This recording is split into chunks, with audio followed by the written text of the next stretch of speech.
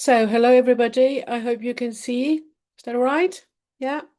So, my name is Elisabeth Dokalik-Jonak, and I would like to show up a new learning journey and how neuroscience and AI help young learners of English. So, we are in SDG number 4, and especially nowadays where learning has become a sort of different path due to technology, we know that the brain as such has also changed quite a bit. So what's going on? So where is a problem with the learning journeys? And I just want to quote one major researcher, Frederick Pfister. I mean, he started to say students give meaning to the learning material. I understand that, you understand that, but at the moment, I question myself in my research also as a specialist in neurodidactics. But what about kids from 2025? I would say we need different learning paths to visualize when exactly children put meaning into the learning material and how to go about it. Because what we know at the moment is that in Europe and in also North America, only 30% of parents read out to their children within the first 6 years of their lives. And that already has a vast consequence on the development of the brain. We also know that if children use mobile phones for over 30 minutes a day, we know exactly what that does, that some of the areas in the brain that are responsible for logical thinking are minimized. So here we go about. I would like to introduce to you a new learning journey that starts. And I try to give you a couple of examples how learning and AI can be united quite nicely. So first of all, children need to personalize more than ever. Not the teacher personalizes, but the children have to learn to personalize. Number two, children need to share their ideas. Yes, absolutely. But that when all of a sudden we also use AI, especially when it comes to evaluation and questions, and that's something children, depending on where they're socialized, need to learn more, especially asking questions. Revision, yes, that's nothing new. We know that it's one of the pillars of learning, sustainable learning.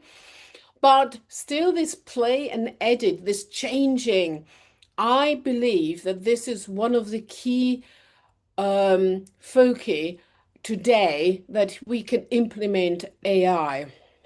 And then, of course, we want the children to succeed in their testing. So there we go. I would like to call that the 3 stages of learning. And at the moment, this is in a review. So I call it number one, first stage is a bumpy road. Now, hear me out. Think of a bumpy road that really goes up and down. This is the time where children are still allowed to make mistakes. So that means actually in our brains, we want to retrieve this information very, very quickly, and we need a high-speed road. But at the beginning of this learning process, it's so bumpy that we cannot reach the goal. But we need to address our teacher, we need to address the parents, we need to address my peers, all that. But we're allowed to make mistakes, we're allowed to doodle, we're allowed to draw, we're allowed to become really creative, use our right hemisphere.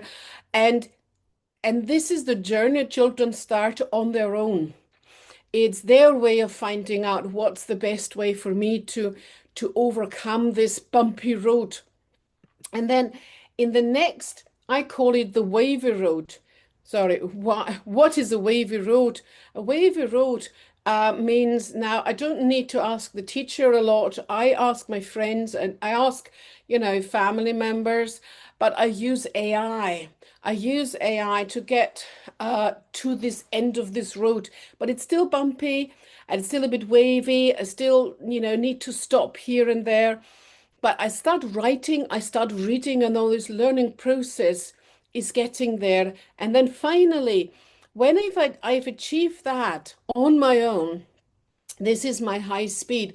The question, any question is asked, I speed along, of course, eco-friendly, by the way. I speed along, I retrieve the information, I can solve the problem myself, and I'm proud of what I've done. So this is also part of the motivation part in learning. So being proud of what you've achieved yourself.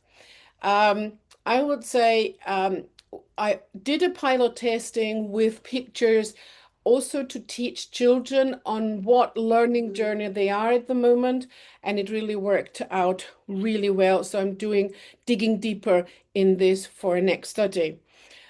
When we talk about personalization, so children need to personalize. Yes, definitely.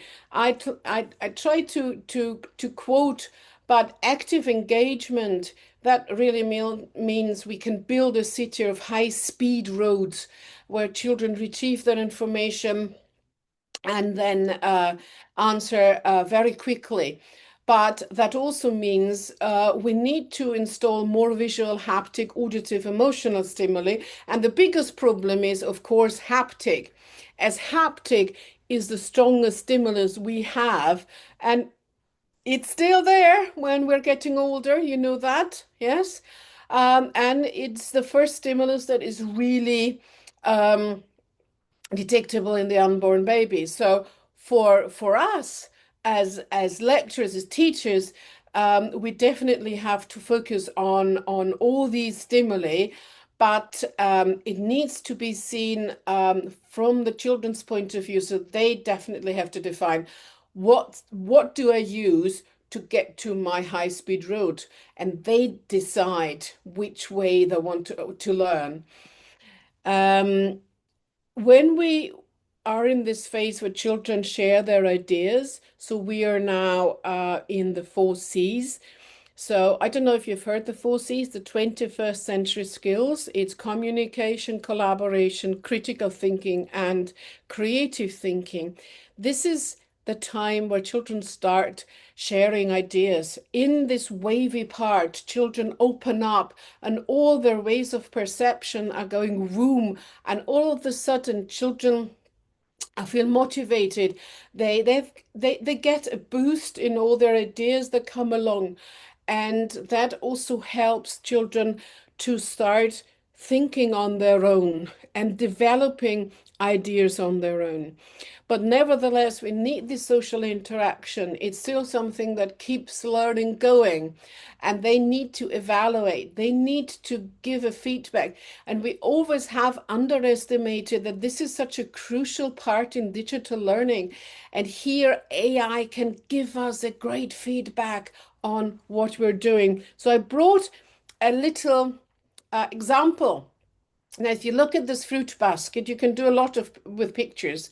So what you should do is, and that's an easy activity for children tested, where we let the children observe the fruit bowl, and they have to write a prompt, and they try to go together and they go together in groups of twos and discuss which picture finally is as close to the real picture in this activity.